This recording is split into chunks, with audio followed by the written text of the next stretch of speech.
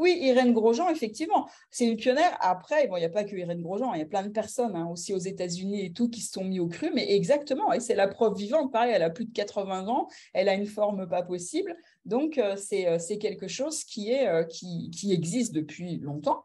Il y a des personnes qui le font. Par contre, Irène Grosjean, elle a eu cette force de continuer malgré le début du cru, comme je disais, qui était un peu pas terrible quand même. Donc, voilà.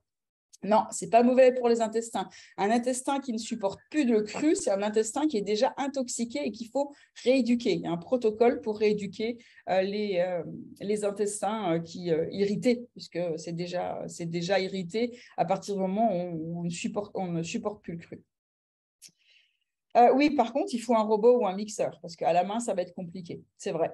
Ça va être le truc dont on aura besoin. Ou des fois, vous savez, simplement le truc à soupe, non, ça ne va pas aller. Vaut mieux soit un blender, soit un mixeur, soit un robot de cuisine qu'on a quand même chez un grand, comment on dit, beaucoup de personnes. Eliane, oui, ben oui, voilà, tu manges un peu plus de cuit que d'habitude et tu te rends compte que tu as la fatigue après les repas. Exactement, mais c'est vrai, hein, c'est vraiment, il faut le tester pour vraiment s'en rendre compte. Ah, les glaces de fruits crus congelés, c'est une tuerie. Ça, c'est vraiment trop, trop bon. Bah, je vais vous donner 3 recettes à tester pour que vous en rendiez compte.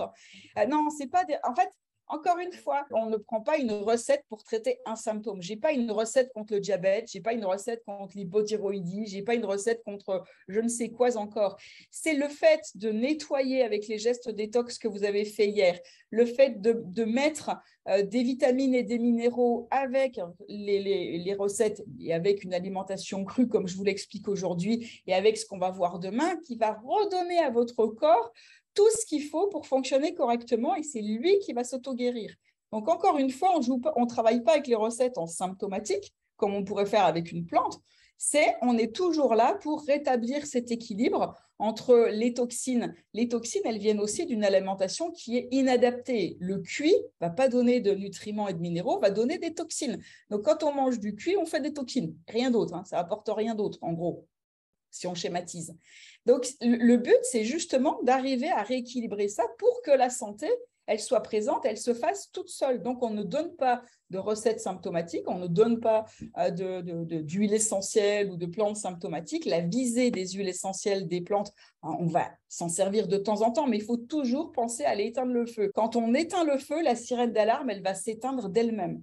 Hein, si vous avez le feu chez vous et que vous avez un détecteur de fumée ou de feu, si vous éteignez le feu, le détecteur il va s'éteindre puisqu'il n'y a plus de feu. Donc, il n'aura plus besoin de crier au secours et de faire sonner la sirène. Votre corps, c'est la même chose. Si vous éteignez le feu, si vous lui donnez ce qu'il faut pour qu'il s'auto-guérisse, eh bien, il n'aura plus besoin de donner un symptôme pour dire « Oh là là, il y a quelque chose qui ne va pas ». Alors, on peut se confectionner plein de choses. Par exemple, des frites. Alors, le chou cru, non, ça ne ballonne pas. Pareil, les ballonnements sont déjà un signe que le système digestif est encrassé. On nettoie. On peut se confectionner des petites friandises. Vous allez avoir la recette comme des chocolats croustilles-gourmands. C'est juste ultra bon. Moi, j'adore cette recette. C'est un mélange d'amandes, de noisettes, de poudre de cacao, d'huile de coco.